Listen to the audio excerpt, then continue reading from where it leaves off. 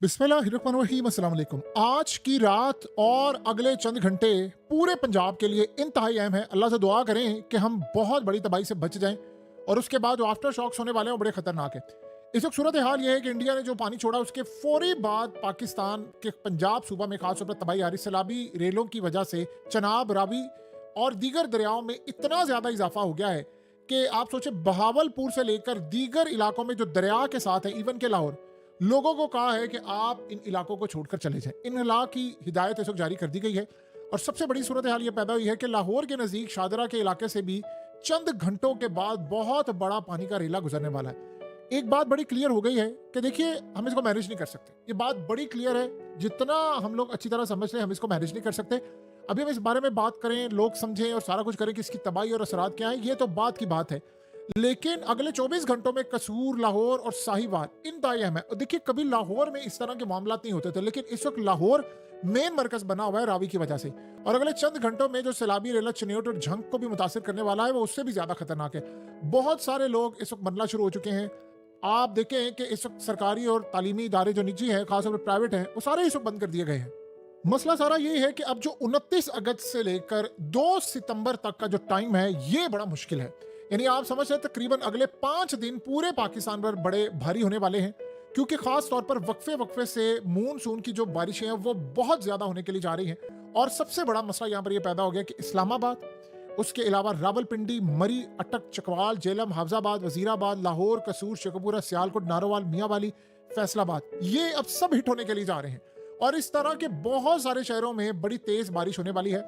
तो आप अंदाजा कर लें कि उसके बाद केपीके वो भी मुतासिर होने के लिए जा रहा है, सिंध भी मुतासिर होने के लिए जा रहा है और बलूचिस्तान भी मुतासिर होने जा रहा है। यानी अब जो अगला स्पेल आने वाला है वो इतना खतरनाक है।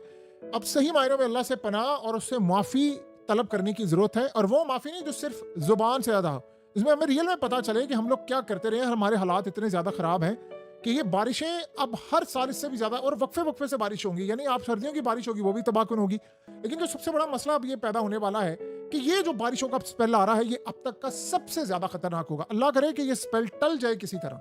अगले 5 दिन पूरे मुल्क के लिए बहुत भारी होने वाले हैं। अरेबियन सी से हवाएं और मानसून सारा पाकिस्तान में ऑलमोस्ट दाखिल हो चुका हुआ है और अब ये तबाहकुन सूरत हाल इस वक्त पैदा होने के लिए जा रही है जिसका आप और हम तस्वुर भी नहीं कर सकते।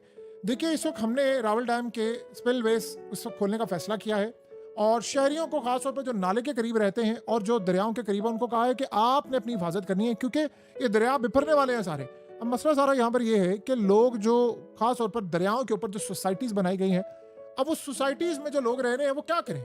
सारे अब सबको घर छोड़कर जाना पड़ेगा, कोई रास्ता हमारे पास बाकी नहीं बचा। और जो सूरत हाल है उसके लिए निकासी का निज़ाम तो आप छोड़िए, हमारे पास तो पेशेंट गोई करने वाला सिस्टम भी प्रॉपर नहीं है। हमारे पास प्रॉपर गाड़ियां नहीं है। इंडिया ने गाड़ियां रखी हुई हैं, चीजें रखी हुई हैं, पूरी दुनिया के पास है। सबसे ज्यादा दुनिया में मुतासिर पाकिस्तान हो रहा है पूरे वर्ल्ड में, यानी ये रिकॉर्ड है। लेकिन मसला सारा ये है कि सबसे कम फैसिलिटीज यहाँ पर मौजूद है। देखिए, इस्लामाबाद में रावल डैम के भी गेट्स ही ओपन करने के लिए जा रहे हैं और आप अंदाजा करें कि रावल डैम में पानी की सतह 1751 फीट तक पहुंच चुकी है। तो इससे आप अंदाजा लगा सकते हैं कि जो खास तौर पर नाले और इससे रिलेटेड जो इलाके हैं जहाँ पर लोग रह रहे हैं उनको कहा गया है कि आपने खास तौर पर जो पुल आर्जी तौर पर बने हैं उनसे बड़ा ग्रेज करना है। और ये बड़ी खतरनाक सूरत हाल इस वक्त पैदा होने वाली है। अब ये जो 29 अगस्त से लेकर 2 सितंबर तक का जो स्पेल आने वाला है इसमें लाहौर भी बुरी तरह हिट होने के लिए जा रहा है, स्पेशली रावी। देखिए, रावी में पानी की जो सतह है वो बड़ी तेजी के साथ इस वक्त इजाफे का उसमें खदशा है और अंदाजा नहीं है, कुछ कहा नहीं जा सकता। लेकिन ये बात तय है कि इस वक्त सूरत हाल बहुत ज्यादा खतरनाक हो जाएगी। यानी सतह बिल्कुल एबनॉर्मल सूरत हाल में आने वाली है। 1988 का रिकॉर्ड टूटने वाला है।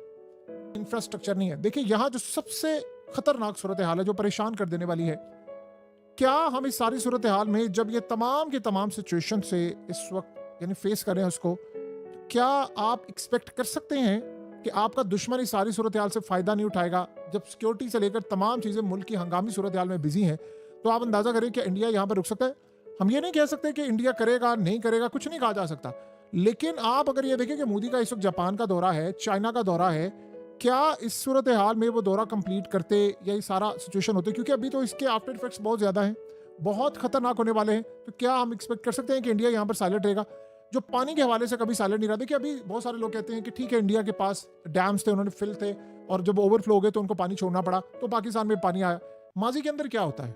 माजी के अंदर क्या इंडिया ने ये काम किया? कभी उन्होंने देखा है जब उनको जरूरत नहीं छोड़ते हैं? तो ये रिसेंटली क्या किया था इंडिया ने ये जब ऑपरेशन सिंदूर के बाद उन्होंने क्या किया था, पानी उन्होंने हमारा रोक लिया और वो पानी अपनी दूसरी स्टेट्स को देना शुरू कर दिया। और उसके बाद वो पानी को मैनेज कैसे करते थे कि पहले पूरी तरह पाकिस्तान का पानी रोका, अपने डैम्स फुल कर लिए, ओवरफ्लो, उसके बाद अचानक बगैर बताए पानी छोड़ा। ये वो पिछले काफी अरसे से करते रहे, फिर वो ये करते थे, फिर ये काम, यानी आप जब बार बार करते हैं किसी मुल्क में तो वहां जमीन बंजर होना शुरू हो जाती है, एकदम पानी आता है और वो आउट ऑफ कंट्रोल हो जाता है और जमीन सूखती है। यानी ये ऐसी अजीबोगरीब सूरत हाल है जिसका हम तस्वुर भी नहीं कर सकते। हमारे पास ज़ेरे ज़मीन जो पानी वो केमिकल वाला गंदा पानी। अब आप ये सोचें कि ये जो पानी आ रहा है और इस तरह की सूरत हाल में क्या इंडिया इससे फ़ायदा नहीं उठा सकता? क्या हमारे लिए कोई ऐसी सिचुएशन है जब उसको मौका मिले कि यार ठीक है, ये तो बड़ी फिजिबल और बड़ी सूटेबल सिचुएशन है हमारे लिए कि हम पाकिस्तान पर अटैक कर दें। और रिसेंटली आपको पता है उनका आर्मी चीफ भी कह चुका है, उनका CDS भी कह चुका है। और ये तब उन्होंने बयान दिया था जब उनके पास भी फोरकास्ट थी, जब उन्होंने पाकिस्तान को अलर्ट जारी किया था। यानी ऐसी सूरत हाल में उसकी स्टेटमेंट आई थी जंग की कि जब पाकिस्तान में भी अलर्ट जारी था और इसके बाद इंडिया ने हमें अलर्ट जारी करके बताया कि भाई हम लोग पानी आ रहा है अपने गेट्स और ये पाकिस्तान में पानी आने वाला, लिहाजा आप तैयार हैं। ये सारे का सारा मामला इस वक्त पाकिस्तान फेस कर रहा है।